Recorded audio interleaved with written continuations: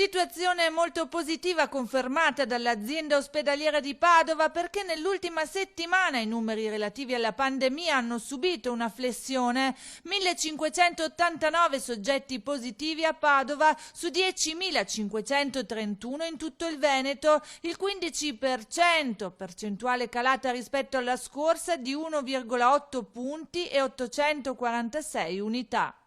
I tamponi refertati questa settimana sono 10.340, segnando 137 nuovi casi, l'1,3%. Di questi 11,6% sono over 65.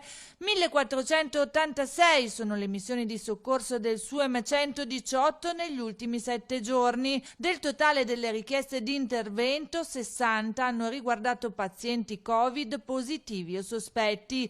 Gli accessi al pronto soccorso sono stati 2.569, in leggero aumento, ma sono in calo quelli in area Covid per sintomatologia sospetta, solo 172, il 6,7% rispetto alla settimana scorsa che segnava un 8%. Di questi 60 hanno riguardato soggetti adulti e 112 soggetti pediatrici, ma di questi ultimi un solo bimbo aveva tampone positivo. Nel frattempo in ospedale si assiste ad una riorganizzazione dei ricoveri in un'unica palazzina, quella di malattie infettive.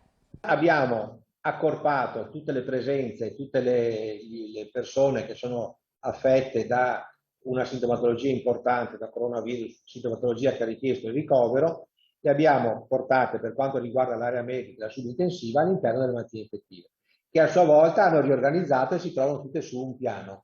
E poi arriviamo all'area delle intensive, dove abbiamo in questa settimana avuto 87 presenze rispetto alle 103 della settimana scorsa.